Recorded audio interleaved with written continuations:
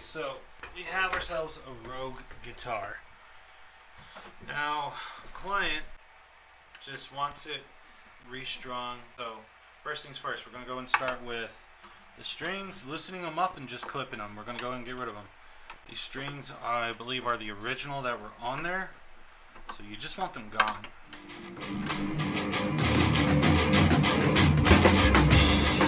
Strings are off, clipped at the sound hole. And now we're just going to go ahead and scoop those suckers up one by one. Alright. Make sure you guys can see. Ooh, that's interesting. So we got a little bit of a breakage right here, which is never good. That means that we let that dry out anymore, that will split across, and yeah, it's not going to be good for anybody. This will be a damaged guitar, which it kind of already is because of that.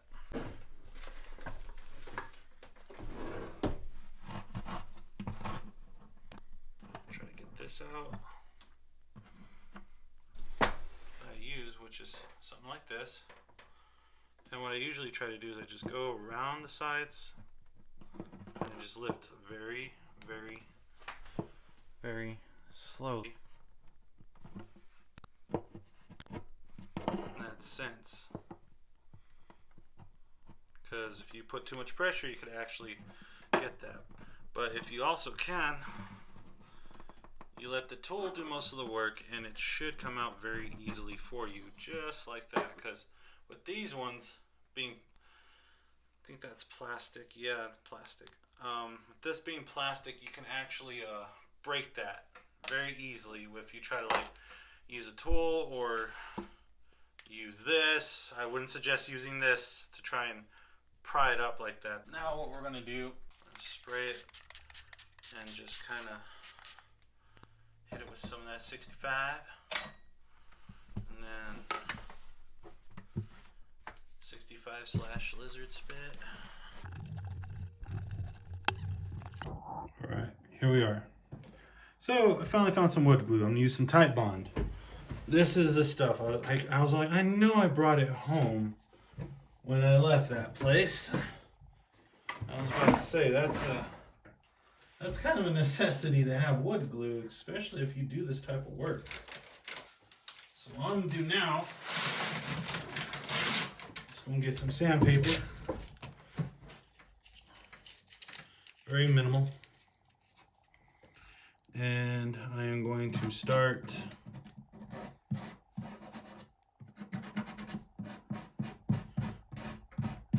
moving,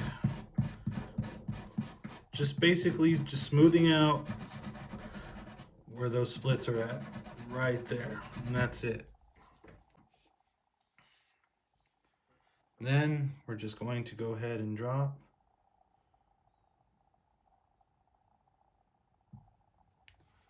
a drop. After that, you find something with a point. Usually I like to use guitar strings because they're very, very thin, and I just threw away a whole bunch. So I am going to go ahead and repurpose those, at least one of them. I'll go ahead and use this one. So I'm gonna pick that up. I'm actually gonna go in and spread the glue to the others. And what's cool about using Titebond and stuff is you can literally just add water to this and wash it off. And that's why I use Titebond 3s, because once it cures, then we're good. But we're not just going to be filling in these cracks with glue either. That one's a little bit too... I need a thinner one. Thinner string. There we go. And you just basically get it and just rub it in. And you may have to do it more than once because of how deep the crack is. But all what this is doing is filling, if you will. This is what they don't show you when they're trying to take care of your guitars and stuff. This was supposed to be a simple restring, but it's these types of things that you don't see until you clean it up and you're like, oh wow. Or you remove the strings, you're just all like, yeah, that's a whole thing. All right, cool. I actually found something that might work to my advantage. A piece of wood. And you don't really need a whole lot, which is awesome. It's right there. You got yourself a little bit of wood fibers, wood shavings. And now we're going to take those and we're going to place them in there. Let's find a piece that can go into a slot. Then just going to position that piece right over it.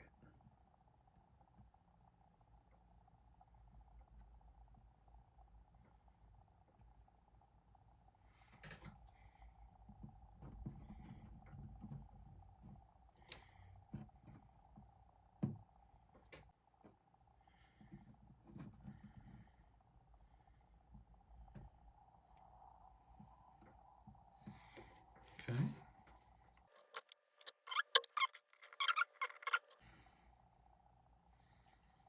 And bend that same little wire that I've been using to help me place that wedge filler in there.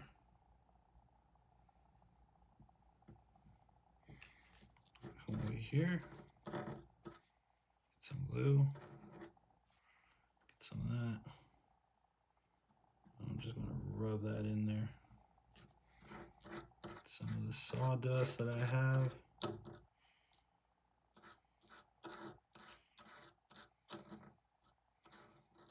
And just apply.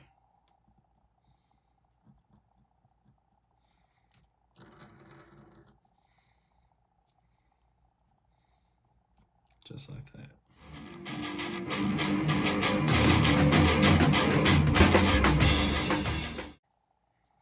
Let's try to make some sawdust.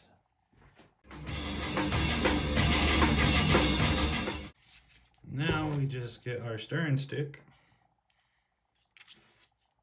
And now we're just going to go ahead and make a paste.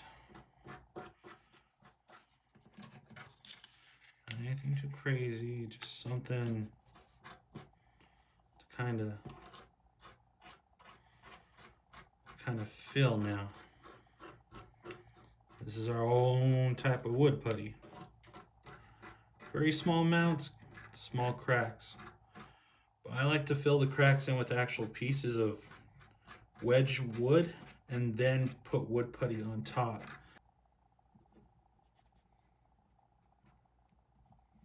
Now we're just going to put that on there.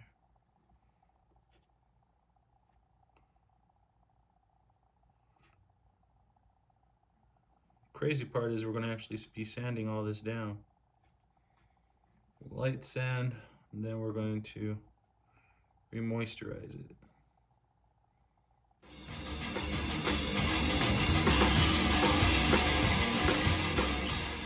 All right. And that right there is filling in. Something basic, something simple. And yeah, it's a whole process. But as you can see now, all those little cracks that we're going to be breaking are now filled in. Now here's a part that's very, very tricky. Go ahead and put the 65 oil around the area, because this is open, this is exposed, and I did the work area that I just did. I want to prevent any further cracking, any further fracturing, so I am just going to lightly go through everything else that I know needs moisture and make sure it sets in.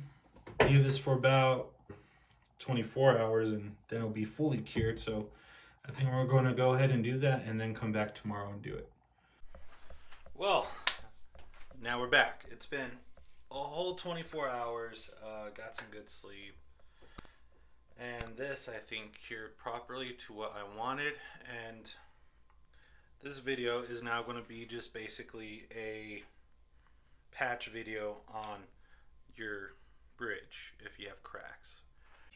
So I'm going to grab my sandpaper.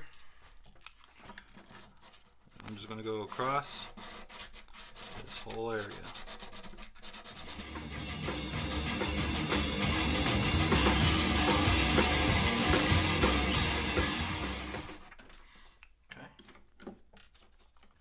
Wipe this off now. It's a whole lot lighter, as you can see. It's a whole lot lighter, as you can see. See that there's a little bit more dark abrasions right there. So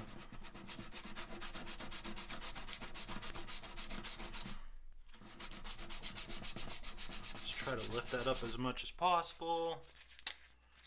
Go from there. Neat and neat. Okay. Now we're going to wipe this off.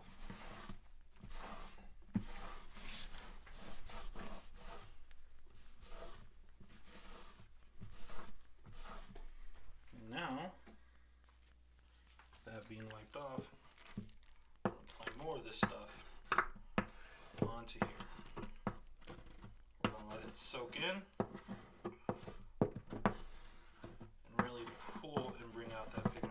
That we want. Alright, so there we go. Now I'm just going to let the Dunlop 65 coat into it after fully doing a full sand and making it nice and flat.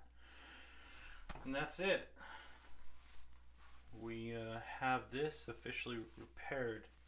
Now, when doing this type of thing, you are going to have a bit of cosmetic issues, as you can see where some of the stain, when it originally was designed, was not done thoroughly. You can go ahead and try to restain, but seeing as this right here is a little bit of a cheaper guitar, I'm just going to go ahead and leave it as is, let that wood soak up, let it get darkened in pigmentation, and go from there. Okay, so now she is complete. Ready to go back home to the owner. This is really nice. Let's go ahead and see how she sounds. Oh, right. So that is that. Let's see how she sounds.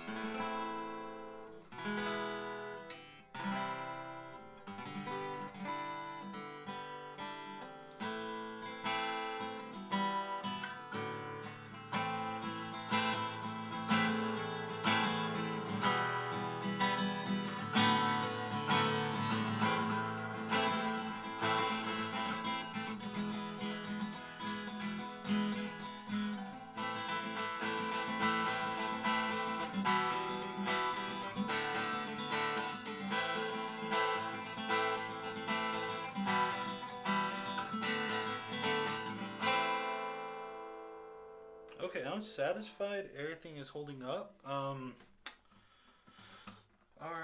it's gonna be one satisfied client. It's a simple little patch job we did right here on this thing.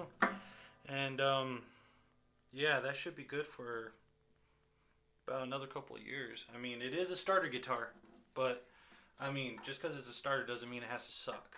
I even lowered the action on this thing, which is very nice. Very easy to play now. It's could go a little bit lower, but I mean, it's still a starter guitar. Once you start to try to make it as low as a Taylor or a Martin, then well, you start to get a little bit of that buzz, and you would have to recrown all these frets. And yeah, overall, it's a nice little starter, and yeah. Like, comment, subscribe. Going to start working on another video, and we're going to see where we go from here on this channel, because I haven't posted much because Again, big life changes, and yeah. Catch you guys on the flip side.